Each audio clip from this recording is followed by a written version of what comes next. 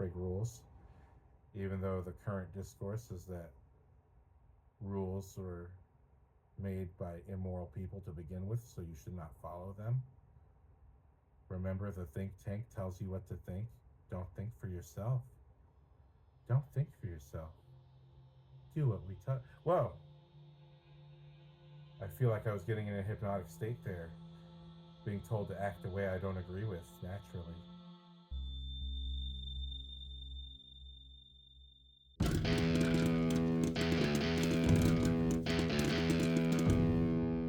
Aloha, movie nerds, dorks, and weirdos. Welcome to New Movie Tuesdays. This is a bit of a delayed review, or technically, this is a reshot review.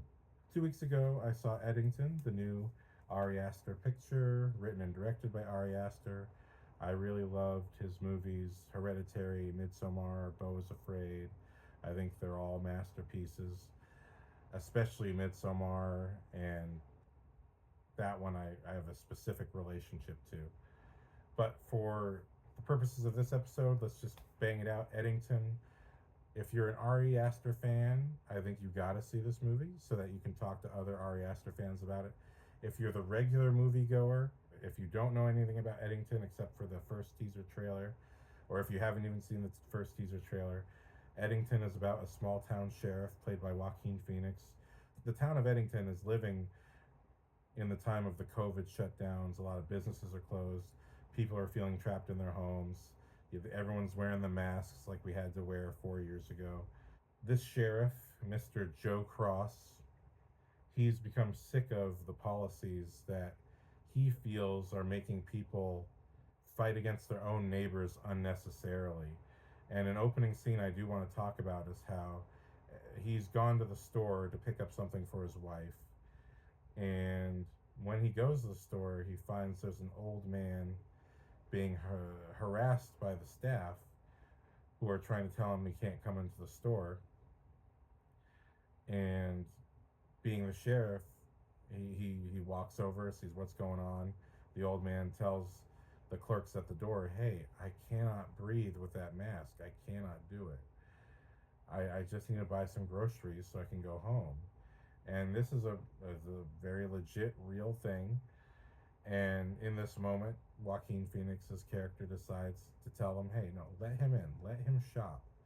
But then when the old man goes to the cashier to pay for his stuff, he ends up getting kicked out of the store by the cashier, and everybody cheers.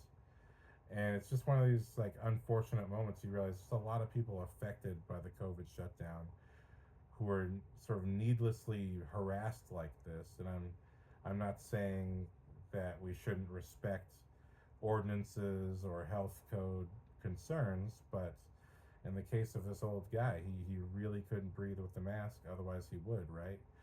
And sort of it became the new humane thing was to celebrate this old man getting thrown out of a grocery store, to get necessities for his home. It's the new humane thing is to chuck him out and to cheer the young guy who would be fine without a mask, to cheer him on for doing so. And it's this sort of bizarre flipped humanity. Like the new version of compassion is actually a lack of compassion, which is very disturbing. And this disturbing quality of the way society is going is why Joe Cross decides to run for mayor against Pedro Pascal's character, who is Ted Garcia. I don't know, his name just sounds so obnoxious to me. But who is running for re-elect. And Joe Cross he just wants to take the town back to its original state and help people be people again. He has a very earnest, good goal, but at the same time, is he actually not really respecting the health concerns that are going on? And I really like that this movie as a whole, it's a time capsule about the COVID shutdowns and everyone's experiences of everything that happened during them, including the BLM riots and how people responded to that. And I would say for the average moviegoer, I think you'll love the first half of the movie. I thoroughly enjoyed the first half of the movie as this very blatant reflection. And I would say it feels like a documentary just happening to show actors, you know what I mean? I think the average moviegoer will enjoy the first half of this movie of the earnest struggle of a sheriff wanting to protect the best interests, what he feels are the best interests of his town. Whereas on the flip side, the second half of the movie lost me pretty quickly because I'll just say certain choices are made. I won't say who or why or what. Certain choices are made where I was lost. Not in, I mean, yeah, I was lost in the sense of I don't know why this character is making this decision. But also I was lost in, like, why is the movie going this way? Now, when we reach the conclusion, there's some pretty valid statements being made by the filmmaker, Ari Aster, why the film goes in that way. But I do feel if you're the regular audience goer, the second half of the movie will probably lose you as well.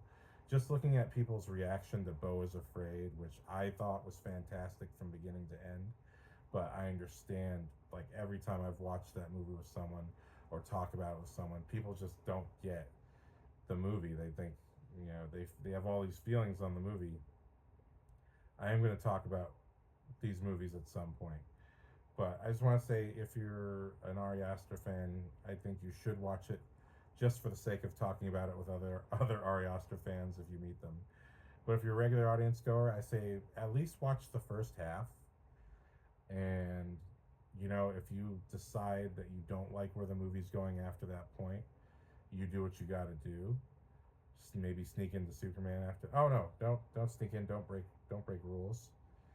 Even though the current discourse is that rules were made by immoral people to begin with, so you should not follow them. Remember, the think tank tells you what to think. Don't think for yourself. Don't think for yourself. Do what we tell. Whoa! I feel like I was getting in a hypnotic state there, being told to act a way I don't agree with naturally. Anyway, so what I just did is so stupid, but it's also kind of the point of the movie. Is like you see people change over the course of the movie in ways that don't seem like it's who they are, and that's a nice point that the movie's trying to make of what the COVID experience did to us.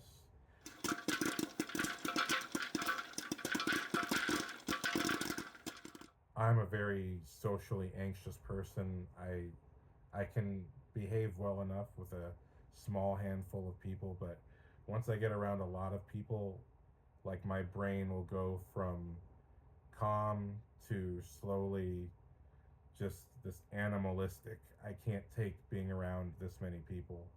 So I've always been a bit of a hermit, a bit of,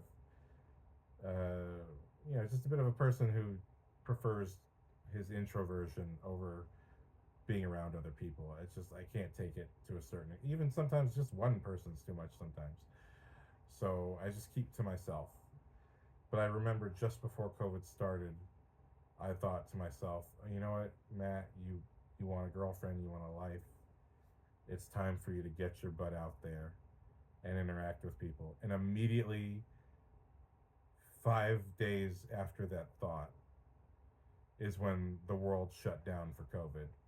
And then I thought, damn, now everybody's going to know what it's like to be me. Trapped in your room. All you know about the world sometimes is what the phone tells you. You don't even know if it's true or not. And look, a lot of people can't handle solitude. Like, my experience being around people is most people's experience is being alone in a room.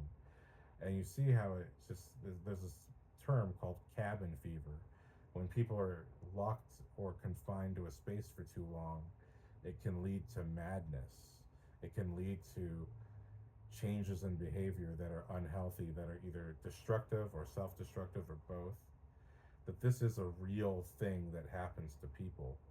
And that's what's happening in this movie to the people of Eddington. We're watching this town of what seems like very nice people, very nice, friendly, neighborly people.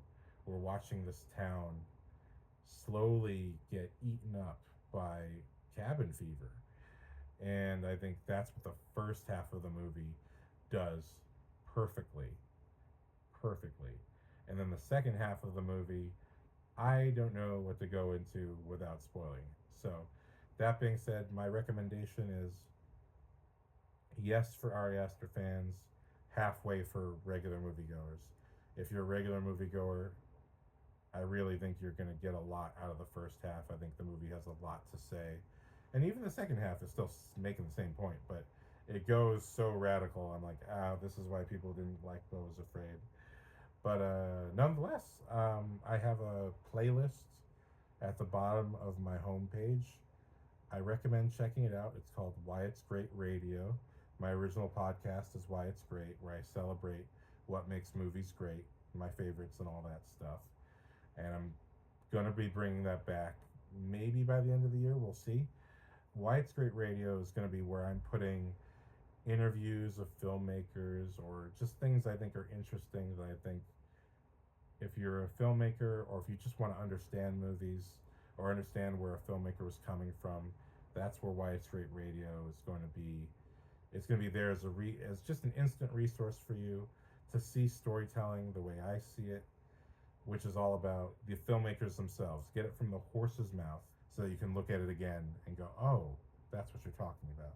And that's what I champion. That's what this podcast is for. So for people who, even if you haven't seen Eddington yet, it might make you more intrigued to watch it. I recommend right now at the top of the playlist is an interview with Ari Aster about what he was thinking going into making Eddington. So I recommend checking that out. I think it's from MovieWeb. I'm not 100% sure, but either way, bottom of my homepage, Why It's Great Radio. That's where I'm going to be putting videos I really like about filmmakers talking about how they make movies. So go check that out. These are my spoiler-free thoughts because to get into this movie really requires spoilers. But I got a lot out of the movie. I agree with what the movie has to say. It is my deep concern about where we are going as a society. And with that in mind, that's the end of my spoiler-free thoughts on Eddington. Check out my next video for my spoiler-full thoughts about Eddington, where I really rip Ari Aster a new one. How could you, Ari Aster, for making choices that I don't agree with in your movie? Let's find out in the next video. If you made it this far, thank you very much for watching. Please consider liking. If you made it this far, thank you very much for watching. Please consider liking and subscribing so that I may turn this into a full-time job and not just the hobby that I do because I'm unemployed. Thank you very much. Mahalo and aloha. Movie nerds, dorks, and weirdos. Hopefully, I see you next time. Thank you.